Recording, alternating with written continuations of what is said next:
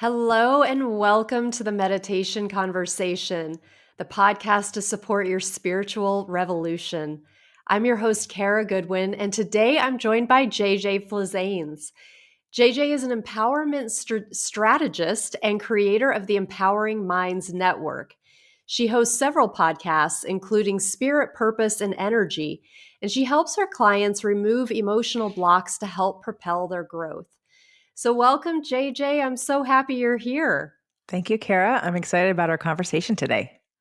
So, let's talk a little bit. I would love to hear your origin story, in whatever way feels right to share today. But how did you find yourself in the line of work that you're in today? So I think it's like a deep dive. You start with something and then you keep going. And I'm a why gal, so I want to know why. I want to understand how things work.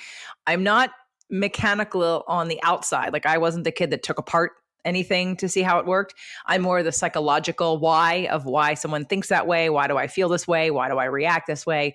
And I knew that the right brain part of myself growing up was very expressive, very creative. I'm a Pisces. I love to sing and dance. I've been in dance classes since I was 3. And that was really fun for me. And I did well in school, but I wasn't like on the honor roll all the time. And definitely math and science were not. I did well, but I wasn't that brainiac kid that was super smart in math and science. So I just figured that I wasn't that smart, and I was very expressive, and I thought I was a good communicator. What that meant was I was a big victim, but we'll get to that later. I thought because I could explain why you hurt my feelings and that I could tell you what not to do to not hurt my feelings again, somehow I was a good communicator. Ha ha. But so as I was going through my life, that. what? Yeah, it's awesome. I really was so always proud of myself about how I could tell you how you hurt my feelings. Like I would want to explain to you and how not to do that. Anyway, fast forward 2002, that whole world flipped upside down. So victim mentality is now definitely one of my pet peeves.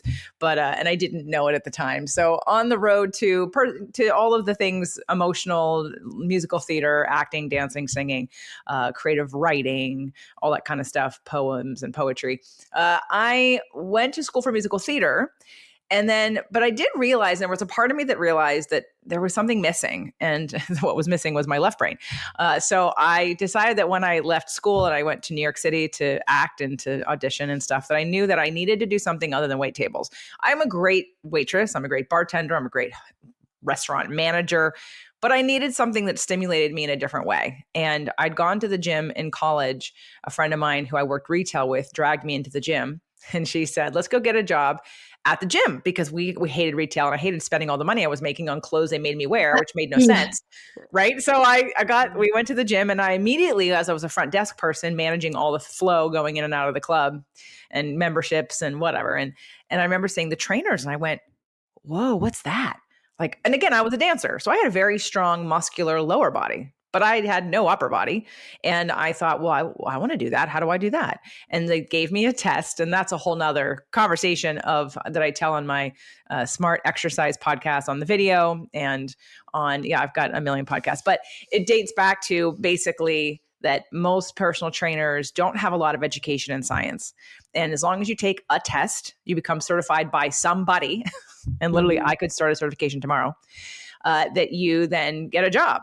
And so there's just not like a lot of science there. And I took a test. I didn't pass it the first time, took it right away again, passed it the second time, didn't study between the two, but got the message that as long as I protected myself legally, this was okay. You didn't actually really need to know a lot about one thing. You just need to know a little bit about a lot of things. And that led me down this questioning path of like, well, why? Again, I go into the gym and I see all this equipment and I'm supposed to know how to use it.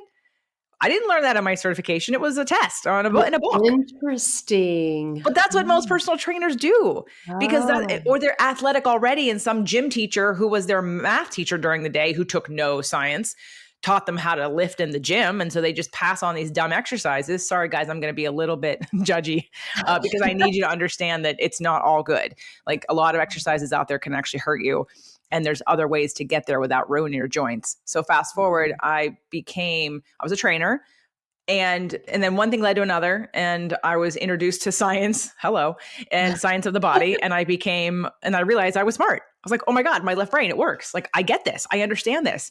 When I can see it mechanically, I can take physiology, which is a very brainy internal science, and make it like seeable, make it mechanical, make it so you understand how the parts and pieces work together because you see how they affect each other. So all of a sudden my left brain was like, whoa, you're smart, you get this.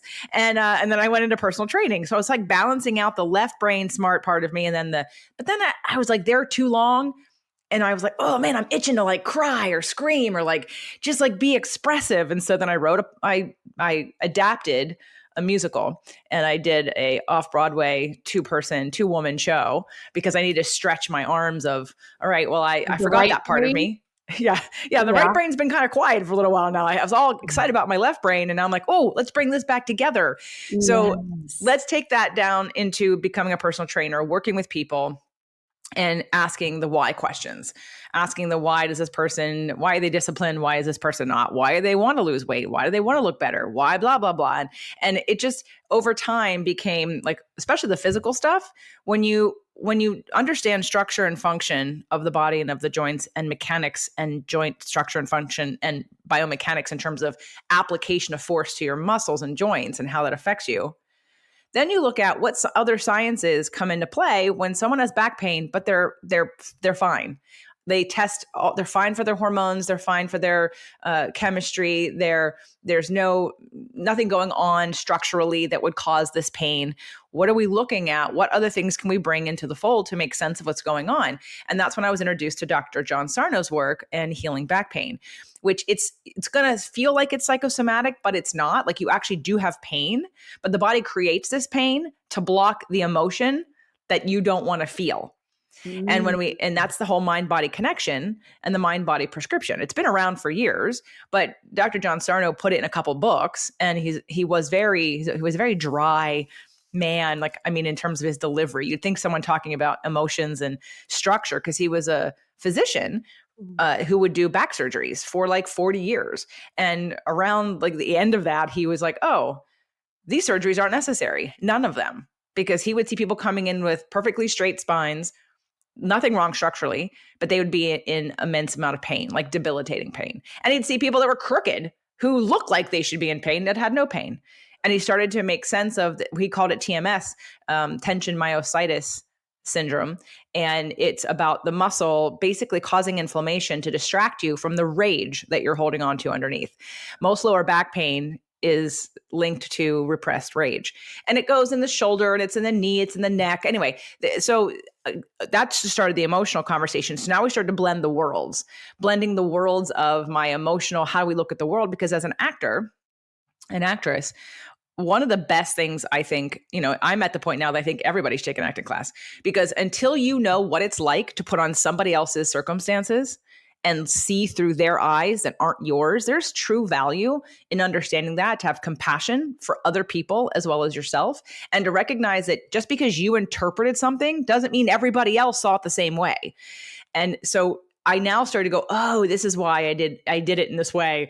And I'm bringing them all together. And then there's the law of attraction, and there's the quantum physics aspect of the next science that to me is above all of them, and how the body reacts underneath the umbrella of quantum physics and epigenetics. So that's kind of how I got to where I am. It started with the emotional conversation as entertainment and personal expression and personal freedom, and like allowing myself to be whoever I was in that moment, and to play and explore and stretch into other people's and like learn and be like, oh, I learned more about the 1940s doing Our Town as a play in New York City in 1992 than I did in a history class. Because when you embody the circumstances, it now means something to you. It's not just memorizing dates and things that you like. When you understand how they lived and how they felt and what a day in the life of this character was, you can see how it feels in their body. And so this all got integrated as a personal trainer who just wanted to understand why people weren't committing to what they were doing. Why were they emotionally eating? Why were they sabotaging? What was that about? Why?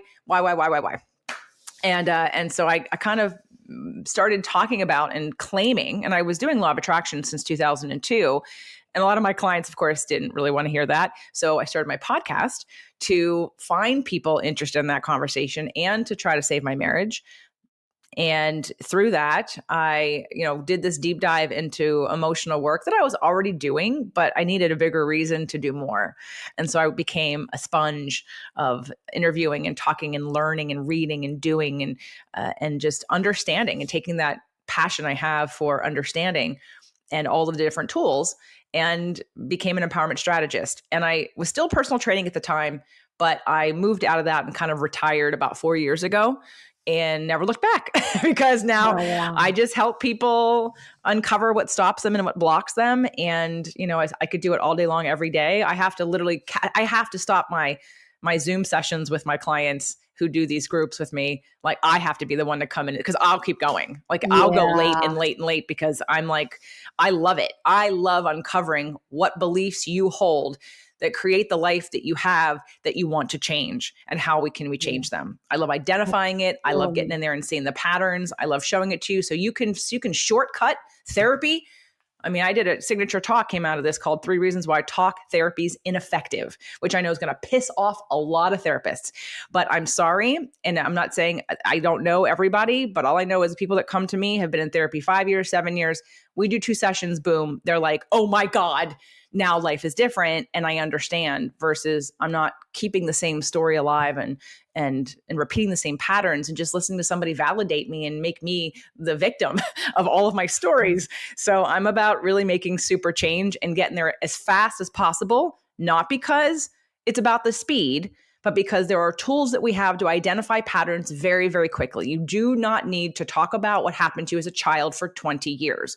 1 hour, give me 1 hour with an exercise. I can tell you your core wounds, how you react, how you feel, and why you do what you do, and how to change it in 1 hour. So that's powerful. Yeah, that's why I do what I do. That's amazing. Thank you for sharing all that. I've made some notes because there was so much in there that we could pull threads for the rest of the interview just from all of that. That's amazing. I love how self-reflective you were from the beginning. And it's fascinating to me that you started in the right brain. And are you still there? You look a little bit frozen. No, I'm here. Oh, okay. But for me, it was the opposite. Like, I have always been very rational, very linear, very analytical. I come from an IT background, and I really enjoyed math, as a student. And so for me, it's been like, how do I tap into that right side, the right brain, the more feminine, the more creative? And that it was like totally undervalued, and just, I undervalued it. And it was something that was late to develop. And it's been something that I've had to sort of consciously nurture.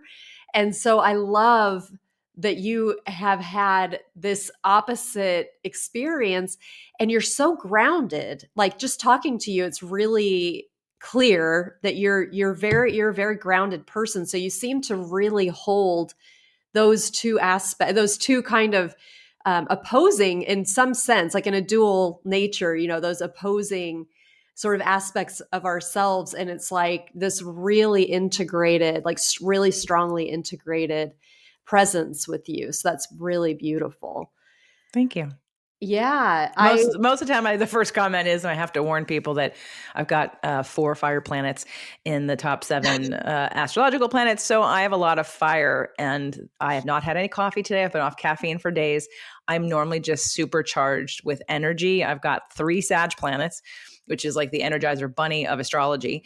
And so I apologize ahead of time. I'm sorry, not sorry. I want to give a lot of content. The great thing about podcasts is you can go back and listen again. I talk fast. I will try to slow down. I do, as you have all heard, if you listen to the show, you've heard that I've done a meditation already. So I have the ability to slow down. It's just when it's like a hypnotherapist I used to work with would think I couldn't turn off. They're like, oh, well, you need to turn off. I'm like, I can turn off. I'm like an acupuncturist once said to me, he's like, you're like a Porsche, or a Ferrari. Like when you're on, you're super fast, but when you're off, you got the cover on and you're in the garage sleeping. Like I'm a super fast, high powered car, and I I love have two that. speeds, really fast. No, I can do all the speeds, but I get excited, I get passionate, Yes. and so I talk fast. So hopefully you all can keep up, and if not, you can go back and listen again. Sorry. Yeah, don't listen to this one on a higher speed. Listen to it on speed one, if you tend to go on 1.25. But I love it. You're bringing like this amazing creative energy to this connection now, and it's really powerful and important. So thank you. Um, I also wrote down Pompeii because you were talking about being in like the difference between like understanding something and actually like you use the actors terms, where it's like, oh, you're embodying a character and you're really understanding historically like what it was like to be in a different time in a different way than you would in history class, for example. And I've had a similar experience just through travel and living abroad and things like that, where I have been fascinated as I've gone different places, and I'm like, oh my god, like I learned about this in high school, which is decades ago now, but um, and it's like, yeah, I know that there was like a civil war here or whatever it is, and it's like, but when you're reading about it and it's two dimensional and you're just reading these words and you have to memorize it, and it's about dates, it's about leaders, it's about, what important things happen, but you're not. I mean, maybe certain people are, there must be, or history would be dead because nobody would want to carry it forward. But for me as a student, it was always like just memorization, like rote memory. And then to actually go and be in these places. And so Pompeii is one of those places where really, like, I was just listening to the song Pompeii. I think Bastille is, I think that's who sings that song, or anyway, and somebody sings a song called Pompeii. And I was like listening to it with, I've heard it hundreds of times, and I was listening to it with like fresh ears and thinking about when I have been in Pompeii and the experience of like being on site and imagining like out of nowhere the hilltops erupt and there's lava coming at you and there's smoke in the sky, and the sky is black and everybody doesn't know what to do, there's nowhere to go, and it's just different than learning about like in AD 79. I'm making up these numbers, but like it was around the first century, I believe. um there was this big, eruption and whatever. And, you get your dates and you get like, okay, that was the Roman, what's the word I'm looking for? Colony or whatever. Um, and whatever the details are, but to actually be there and then see like the remnants, the ruins, there's actually like a cast of a person who's in the fetal position that had been like obviously just like brought to their knees by the lava, and then it's a cast made out of hard lava where their body is gone, but you can see like this almost mummified um a representation of them, and it's like, gosh. So it's so powerful. It's just my point of like be really immersing yourself in one way or the other, whether we're doing that through creativity or whether we're doing that through actually like being where somebody is. It really does help to expand us and open us to experience things in a much different way, for sure. Well, it taps into the humanity of it, because why do we memorize any of these dates anyway? We Right. memorize them because it changed the way we were. It changed who we were, how we identified ourselves, what the major feeling or frequency and tone was of that era or of that generation. And it's funny that you mentioned Pompeii, because I'll be going there No in kidding. less than a month. So Wow. it's divine timing to remind me that don't skip it. because I didn't necessarily have a desire to go there. I've just been told, you want to go, you should go. And, It's and I'm really kind of playing it something. by ear in terms of what every day where we spend different, days in the different cities are going to be. But I will make sure to get to Pompeii now. Yes, I would recommend taking. I had a really good tour guide that when we went, and I just found it really, really fascinating. I like taking tours just because they can give you more insight than just when you're walking around. But that is really funny of all the places Yep. you're going to. So I also want to pull a thread of something that you mentioned because I'm tuning into the listeners and they're going, Kara, she talked about backs and you're just going to let that go. Don't worry, listeners. I'm here. I'm here. You know, I'm going to go there. You know that I'm going to talk about my daughter having scoliosis. So anytime that back things come up, it like catches my attention. And it was really interesting that you talk about somebody having like a curve, like no curve, but having pain, or having pain and no curve. And my daughter is an athlete and she's 12, so she doesn't have pain, but she has a curve and it's pretty pronounced. Um, but it's so interesting talking about like the emotional element of it and the energetic element. And I always am trying to get like deeper, more like level layered understanding of that. And I'll share a really interesting thing that just happened last week. I've been taking her to many different types of therapy, one of which is rolfing. And she's done several sessions. And she was doing this session and she was sitting up and he was working like around the 12th rib and she passed out.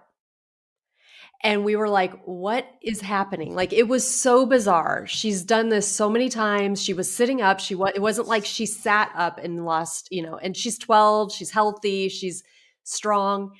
Um, so I am like, I mean, my mind immediately goes to consciousness. I'm like, I don't know what the physical things could be, but it seemed very significant. He said I was right by the deepest part of the curve when it happened. So for me, I kept getting this like unlocked. There was like, it seemed like something got unlocked and it was just like this rush of energy and um, but anyway, I just was like, wow, I think I need to share that. And then just the emotional, I don't know if you have, because you brought up the curve, I don't know if you have anything that comes to mind in terms of, Scoliosis. yeah. So what I did was I was just pulled up. I have a book called Messages from the Body. And let me back up and say for a second that energy is emotion. I'm sorry, emotion is energy, Uh-huh. and energy is emotion. And when we have, what I like to sort of like create a foundation for, if I were to ask you, Kara, like what happens to you when you get embarrassed? What physically happens to you? I think I get flushed So your and face gets red. yes, or How about my when you chest, and what happens when you are afraid or nervous? my palms get sweaty. Okay. And what happens when you feel scared, like really scared? Mm, I definitely carry a lot of that in my stomach, and I think there's just a whole like contraction of like try to make yourself as small as you can type of Right. thing.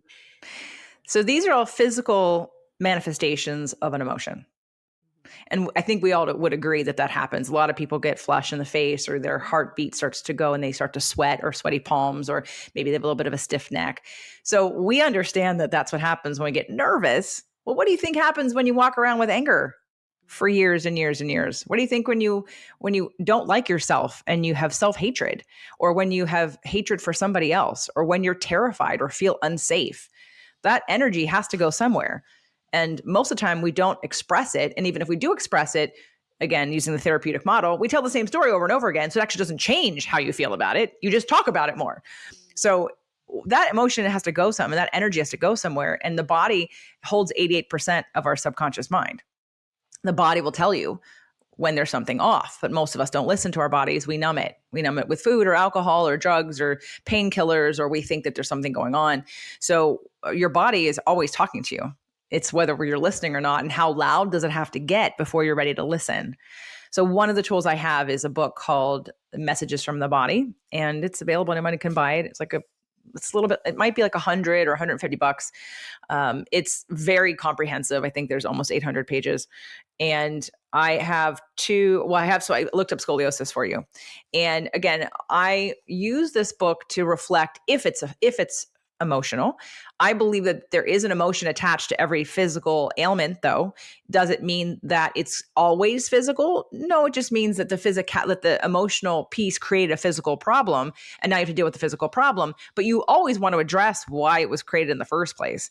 And if something keeps moving or keeps changing, or you've had cancer 4 times, wake up. It isn't physical. If you've done everything, if you have pain in your neck, in your back, in your shoulder, in your knee, you've had surgery, you've gone to the chiropractor, you've been the physical therapist, you've been in the acupuncture, you've been to all the places, and you still have it, it is not physical. Yeah. Are there things you can do to make things to move energy? Of course. Are there things that you can do that will help you feel emotionally better? Also, yes. But sometimes it's the indicator. The body's trying to tell you that there's something emotional going on that you're not willing to look at. And the body will protect you from experiencing deep pain like rage by holding on to the body. I mean, my partner and I, he got sick and he had the flu, and then it would put him on his back, and he had so much back pain, but it forced out of him what was going on, like a fear that he was holding on to.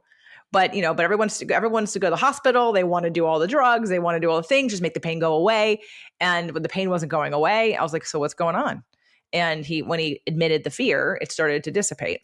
Really? And, had an emotional release. But I don't want to read this online to you, because I'd rather just send it to you to see if you think it fits, because there are many reasons that one may shift or change. But just know that and there, even in this book, I could find, you said the 12th rib, I could find the 12th rib also. So those might be 2 good things I could send to you when we're done. The problem with the book for people, and I'll just have to state this because my ex-husband's aunt, who is a nurse, when she had some neck pain, I read to her what it was. And basically, neck pain is some form of not wanting to see someone else's point of view. It's being stubborn. It's not wanting to see something. And I told her that, and she goes, yep, that's what it is. And it was with her, like a superior. And then, I don't know, a week later, she still had neck pain. And I go, Jenny, I told you what it was. And she goes, well, JJ, it didn't make it go away. And I said, all right, let's back up a second. You're a nurse. The diagnosis of the problem is not the treatment of the problem. You have to do something different in order to get it to go away. So, right, I'm telling you what the emotional problem is. It's not to go, oh yeah, that's what it is, and then like keep repeating it. It's to do something about it. But it's amazing how many people have looked in the book and be like, oh yeah, that's what it is. And then they just continue doing it. And I'm like, well, the whole point of the diagnosis is to change and to give you some insight. So I work with that in the programs that I do with people. I do believe that there is I think it's especially with cancer. I've been working with cancer patients for a couple of years now. I've been in realms with different doctors, lots of doctors, naturopathic oncologists, and who all are on the same page of emotions, yet people still aren't doing it because it's the hardest thing. I literally have signed up to do the hardest thing. People will change their diet, people will take the pills, people will have the surgery because it's a lot easier. Looking at yourself and your past and in how you interpret life and how you might be perpetuating your own pain by the beliefs you hold and the ways you look at the world, people don't want to do that because they don't want to feel the emotional pain. Now, people will do it after they're pushed against the wall and they've tried everything else, but I'm looking for people who understand this concept and I don't have to sell it to them.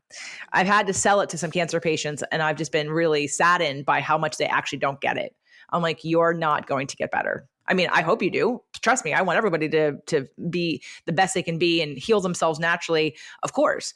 But when you see a pattern of disbelief and lack of trust from over time, and then you ask that person to all of a sudden surrender and be trusting, it's not going to happen overnight. It's going to take another real scary thing. That's why Radical Remission, written by Dr. Kelly Turner, profiles people that have, doctors have sent them home to die, and 30 years later, they're still living because they stopped. They surrendered. And there's literally, you can't have a radical remission without this emotional component. Dr. Kelly Turner studied all these patients, and probably 1,500 radical remission patients. And she boiled it down to 9, which ended up being 10. She wrote a second book, 10 factors that they all did that were the same. And out of those 10 factors, 6 of them are mental, emotional, spiritual, more than half. But again, it's for the person who understands a little bit, who has maybe an older soul, or who's ready to look at things in a different way, who resonates with this idea that that you're the creator of your own reality, and that everything in your life is here to serve you.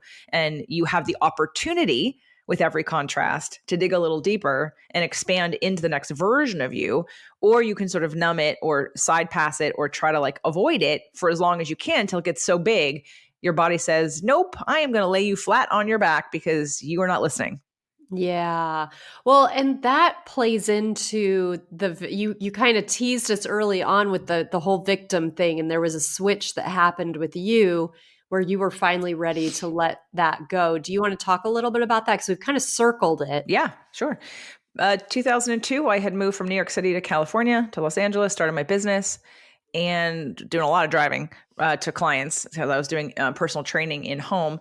And my very first coach here in California we talked a little bit about law of attraction, but I don't remember how she fit that in there. But she sent me a CD, and it was Abraham, and it was 2002. And I listened to that CD. It probably had 7 or 8 tracks on it, probably 100 times.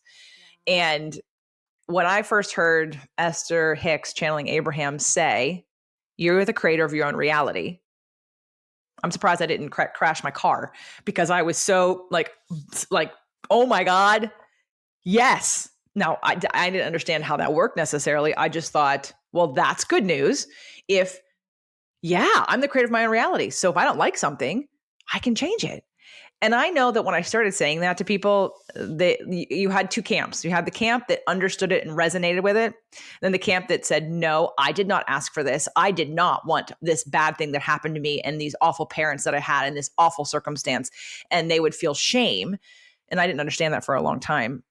So I say that and explain that. So anyone who's listening, if you have that reaction, know that that's not what we're saying. And depending on, again, the point of view of where you're looking from, if you believe that this is your only life, you're here one time, then you die and you don't go anywhere, and your spirit doesn't really exist. And I know that's not true. I've seen who you've interviewed on your show, but for anyone who's made it here and who does actually think that, and that is, I'm not disputing that. I'm not going to tell you that you're wrong. Of course, no one can tell you that you're wrong. You might be completely right. But that decision to believe that you only have one life, and that this is it, and that nothing happens when you die, that's fine. Just know that it makes everything in your life really, really big and important. And it kind of boils down too much, a little bit of a narrow point of view, because we don't have, we don't have angels and guides, and we don't have multiple lives, and we don't have energy, and we don't have expansion, because the world is literally, you've made it really small.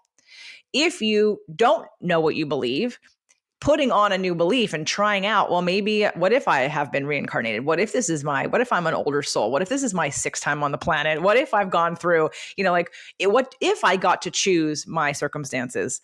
What would that mean for me? Because the difference is with believing that this is only one life that you have and you're done and nothing happens.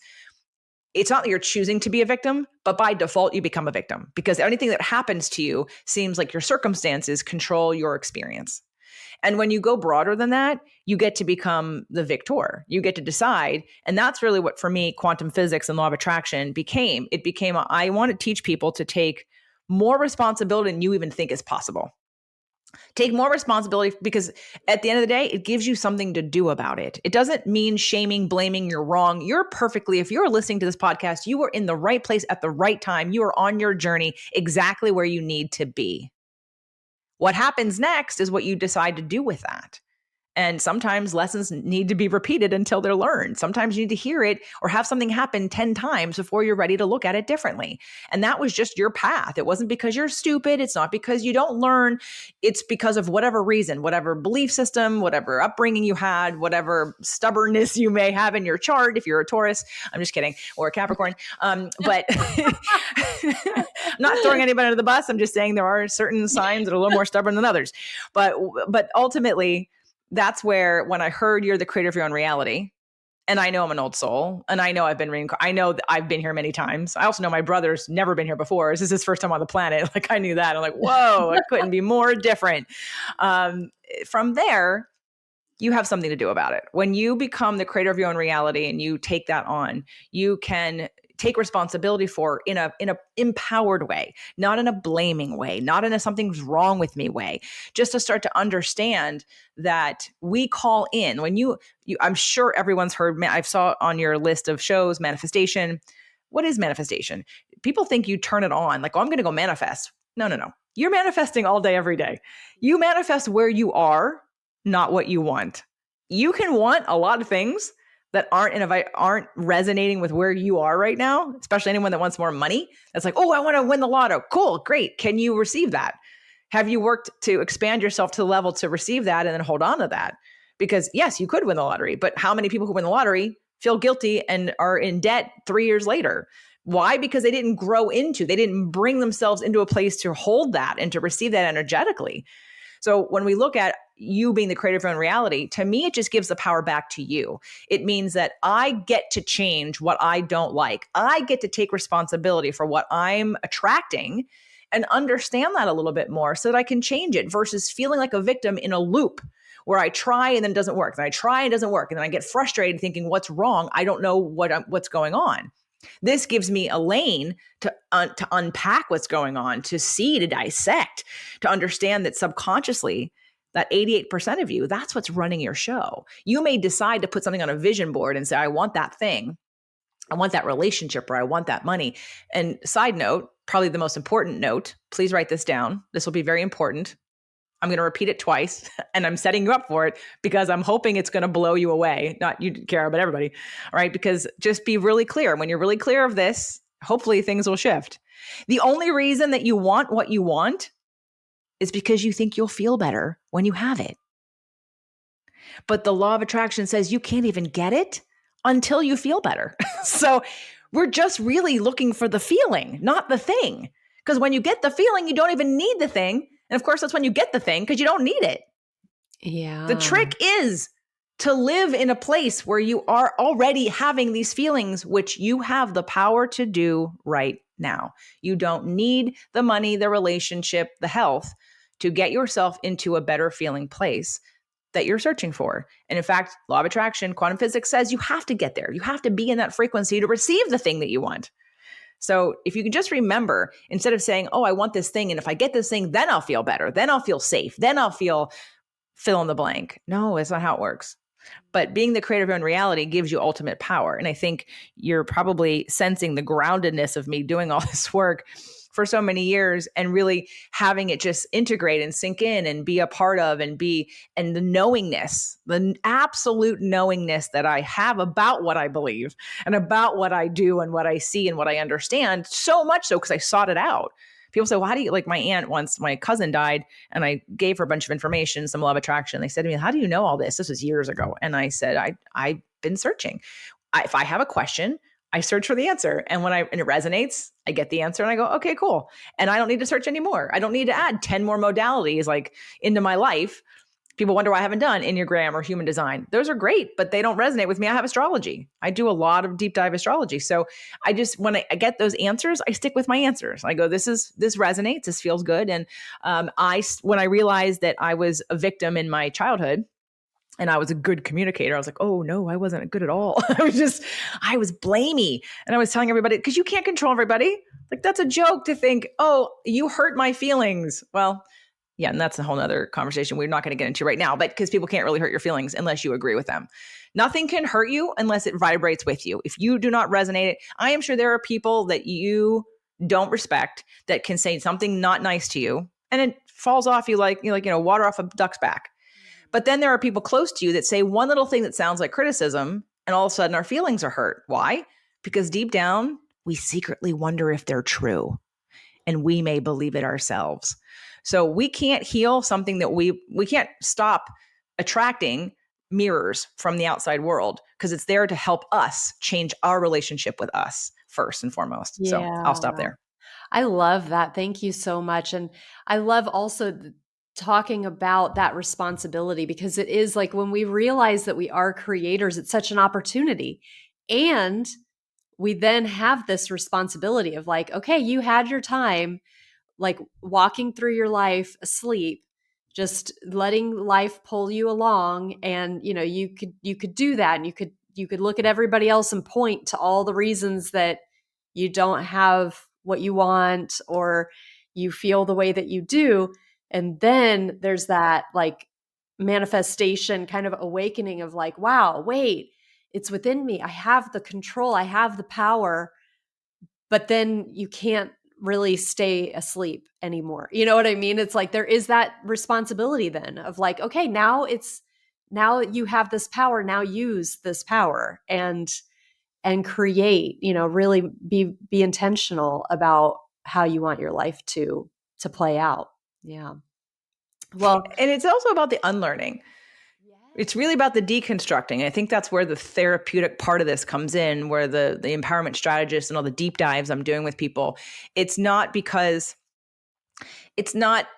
we have to grow ourselves into more, right? And where we are right now is everything that's happened to you, all the beliefs that you have right now. And until we expand that, you can't get more than what you have without being more than what you are. yeah. Yeah. I love that. I love it. People say, Absolutely. well, I want more. Cool. Did you grow into being more? Are you more? Have you expanded into more? Have you taken anything that stops you or sabotages you? Have you dealt with your core wounds? Do you love yourself? Do you show up for you? Do you take all these things that we're talking about?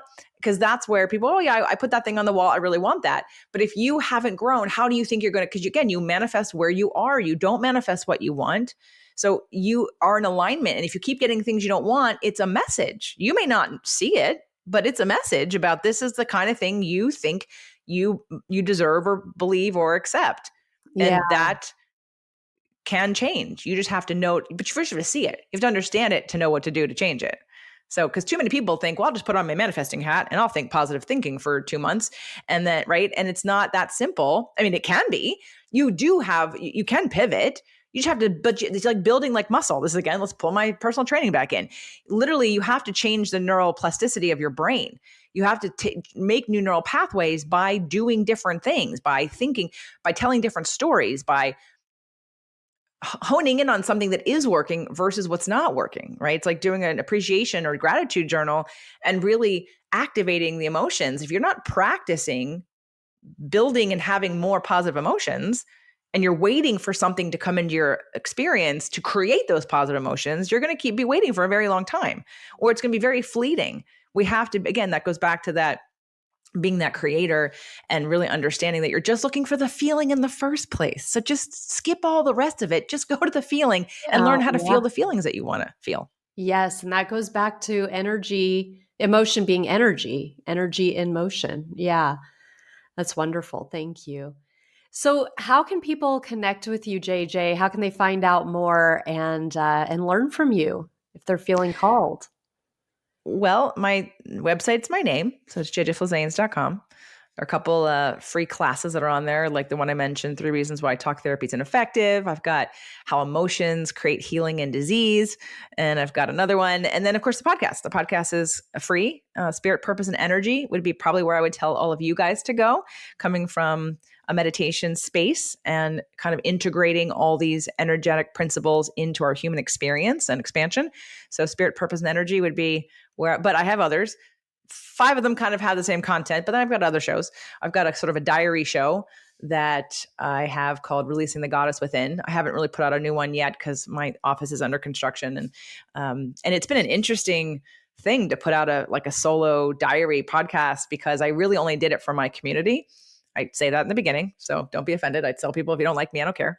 I'm not doing it. I did it as a way to, because I'm a very audio learner. like right audio processor, and half the time when I have certain coaching sessions, I will watch the playback and I'll see things that they didn't pick up on because I know me, and I'll kind of coach me and go, oh yeah, if I just talk this out, like I could get some momentum going with this. And half the time I know that like people would appreciate listening to that, me break that down and sort of process that out loud. So that's why I created that show. I've got a wine podcast for any wine lovers called Something to Wine About, but you could go to jjflizanes.com. It's all there. I love that. That's great. Wonderful. Well, thank you so much for being here, JJ. This has been really enriching. I've really enjoyed it. Thank you, Kara. Thank you so much.